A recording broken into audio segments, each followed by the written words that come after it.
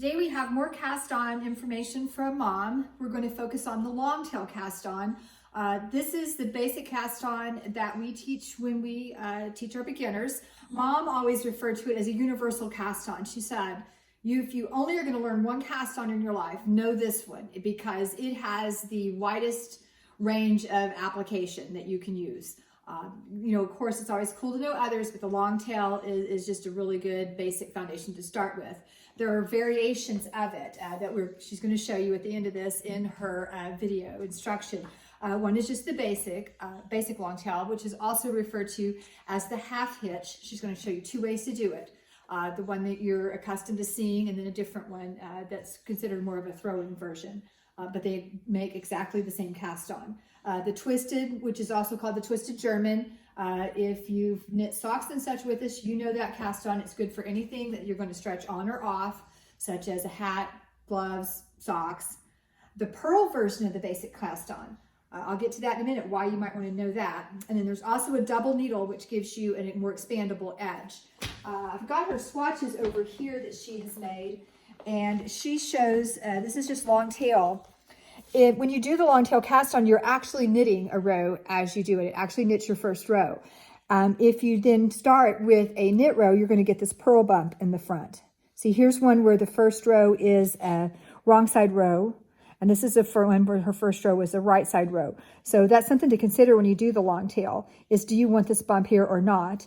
Like I said, usually, no matter what your pattern says, a lot of times your patterns will say start with the right side row. Well, if you've done the long tail cast on, you might want to change that and start with the wrong side row, which may add a row to your pattern or take one out, depending on how you look at it. But if you're like, man, I really want to start with the right side row, then do the Purl version. So, there's always a reason to do different cast ons.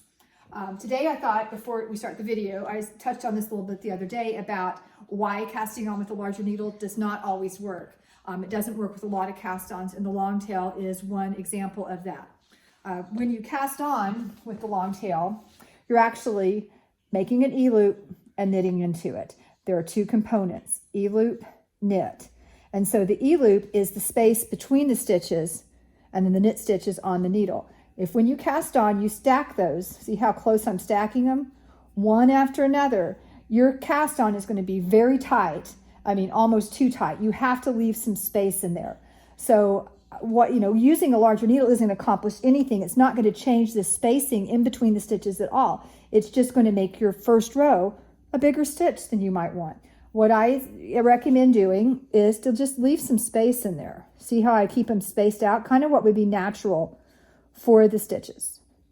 And that will accomplish more. Just never stack those things really tight like that. You're going to have a horribly tight cast on edge, even if it's just a few stitches along the bottom of the scarf. Of course, if you're doing a long edge, like a long rectangle, provisional cast on comes in handy for that. There are other things you can do than this, but just in your ordinary knitting, don't ever stack those too close. I always like to show a visual of stitches, because when stitches are on the needle, it's like they're standing like this, sideways.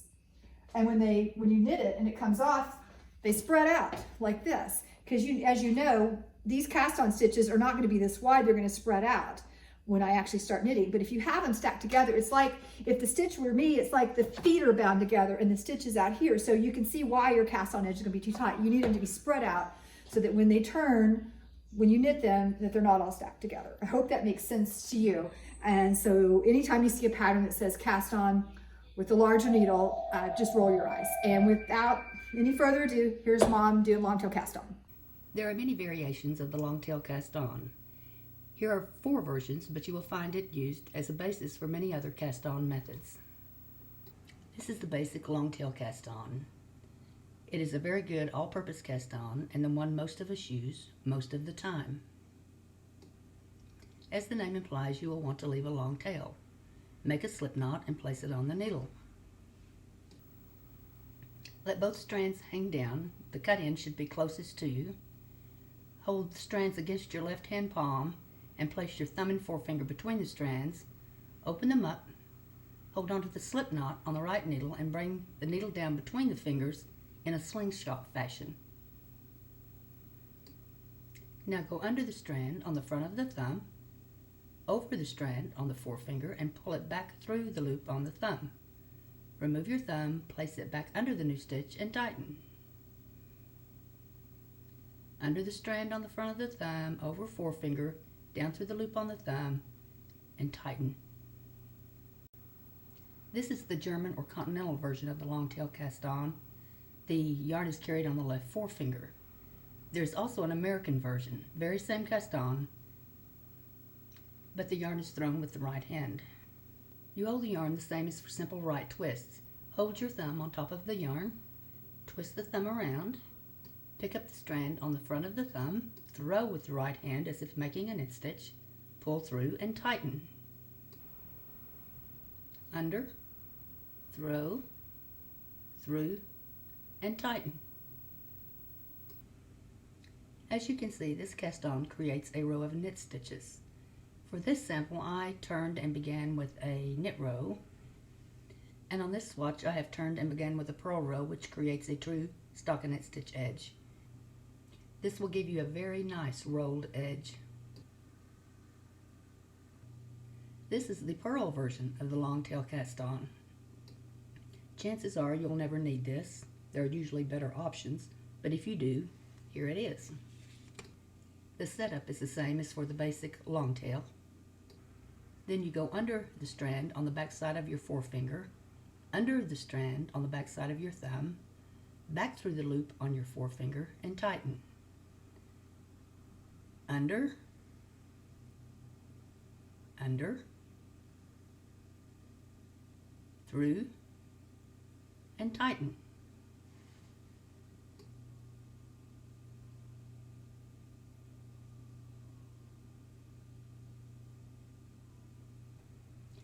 This is the long tail twisted cast on. I urge you to learn this one. It just may become your favorite cast on. Again, use the basic long tail setup. Go under both strands on your thumb, down through the center of these strands and forward, over the strand on your forefinger. Drop your thumb down to untwist the strands on your thumb. Drop the needle down through this open loop. Remove your thumb and tighten. Let's try that again. Under both strands on your thumb, down through the center, forward, over your forefinger, untwist your thumb, drop your needle through the loop and tighten.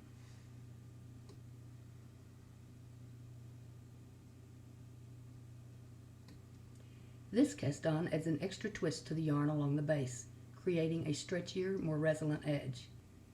It creates a very attractive edge and is especially good for things such as socks, hats, and mittens.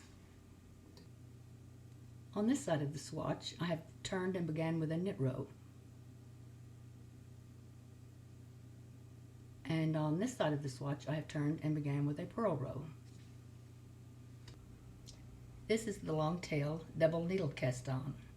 If you need an expandable edge, this would be a great cast on to use. Leaving a long tail, place a slip knot on the needle. Then place a small needle between the yarns hanging down and hold under the larger needle. Proceed as for basic long tail cast on. Bring both needles under the strand on your thumb, then over the forefinger strand, but catch it only on the larger needle. Bring both needles through the thumb loop, and then place this strand on the front of your thumb between the needles so that it is caught on the smaller needle. Remove your thumb and tighten. Now rotate the needles clockwise around the yarns held in your left hand, and at the same time rotate the needles around each other. Again, under thumb, over forefinger, catching only on larger needle, through thumb loop, catch on smaller needle, rotate. After all stitches have been cast on, remove the smaller needle. As you can see, this creates a very loose cast on edge. The size of the smaller needle determines the length of the edge. If you need just a somewhat looser edge, use a size 0 or 1 for the under needle.